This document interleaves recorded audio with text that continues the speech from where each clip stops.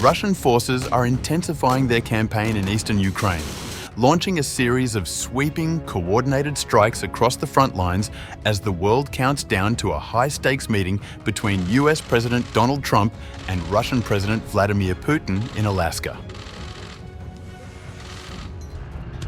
The Russian Defense Ministry reported on Tuesday that its troops targeted an array of strategic and operational sites, hitting a Ukrainian defense industry enterprise, workshops for long-range unmanned aerial vehicles, UAVs, storage facilities, ammunition depots, AFU training centers, and temporary deployment zones for Ukrainian formations, as well as foreign mercenaries, striking a staggering total of 142 locations in one operation.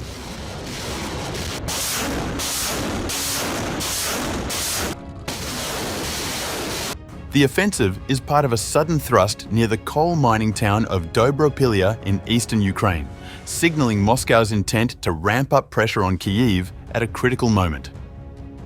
According to Ukraine's authoritative deep state war map, Russian forces advanced by at least 10 kilometers north in two prongs in recent days, part of a larger push to secure full control of Donetsk region. While analysts note the advance as one of the most dramatic in the past year, they caution that Russian troops are relying on small, mobile groups to establish footholds, raising questions about the sustainability of these gains in the face of potential Ukrainian counterattacks.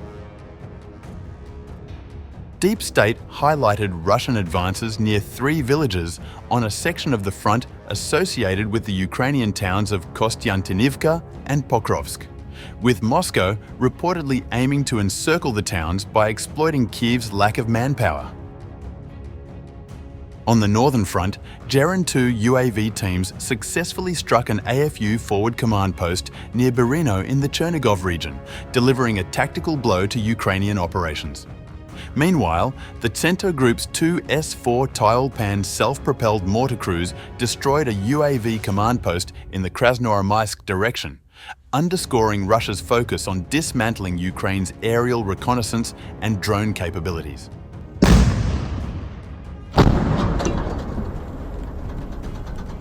From the Rubicon Center, UAV operators targeted Ukrainian hardware, personnel, communication nodes, and UAVs, further degrading Kyiv's operational capacity. The Vostok Group employed FPV drones to eliminate an enemy tank and an armored fighting vehicle in the Donetsk People's Republic, while a Tor M2 crew took down an AFU drone in the South Donetsk sector after detecting it via radar and hitting it with an anti-aircraft guided missile. Artillery units of the Zapad Group destroyed another UAV command post in Krasny Lyman direction, neutralizing enemy personnel and ammunition and sharply reducing drone activity along that sector.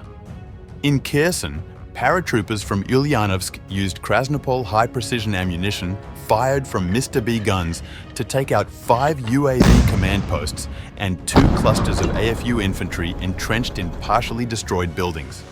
A swift, precise strike demonstrating Russian artillery's lethal reach.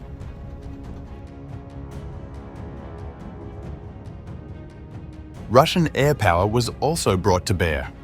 Su-34 aircraft crews, coordinating with UAV teams, conducted a combined strike on the 144th Separate Mechanized Brigade's Mechanized Battalion in Sumy region, using UMPK 500 bombs alongside Geran 2 BPLA 500 UAVs.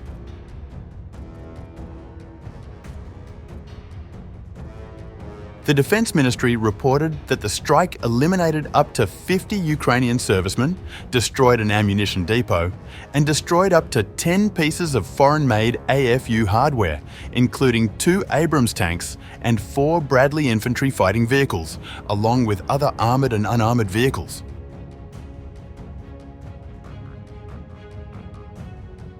In the sphere of drone warfare, Southern Military District snipers from the 51st Combined Arms Army ambushed and destroyed Ukrainian hexacopters in the Krasnoarmysk direction using small arms fire with lethal accuracy, Seva Group T-80 BVM tank crews targeted Ukrainian manpower and hardware along border areas, primarily securing supply routes and supporting advancing motorized rifle units in the Sumy region with indirect fire.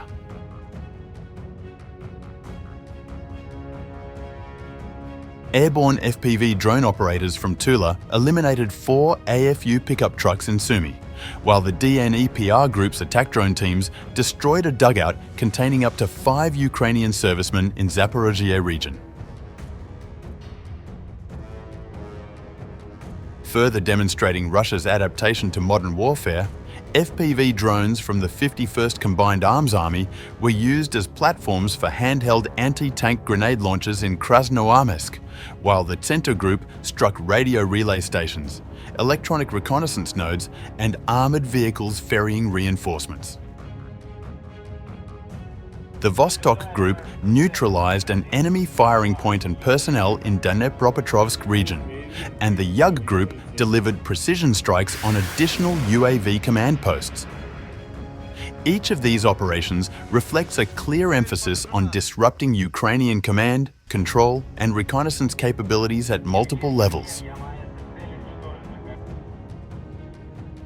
The sudden surge in Russian operations has reshaped the battlefield narrative and raises the stakes for the Trump-Putin summit in Alaska. With Moscow demonstrating a capacity to exert tangible pressure on Kyiv, the timing of these operations suggests that Russia is seeking to influence the negotiation table even before the first handshake occurs. For Ukrainian forces, the challenge is stark. Maintain positions against a multi-pronged offensive while facing resource and manpower constraints that Moscow appears to be exploiting to maximum effect. As the smoke clears over Dobropillia, Sumy, Kherson and beyond, the message is unmistakable. The battlefield is not waiting for diplomacy. Russia is advancing methodically, combining air, artillery and drone strikes in a complex ballet of modern warfare, while Kyiv braces for the political fallout of its territorial losses. The coming days will test not only military resilience, but also the diplomatic leverage both Washington and Moscow bring to Alaska, with the eyes of the world fixed on whether force or negotiation will dictate the future of Ukraine.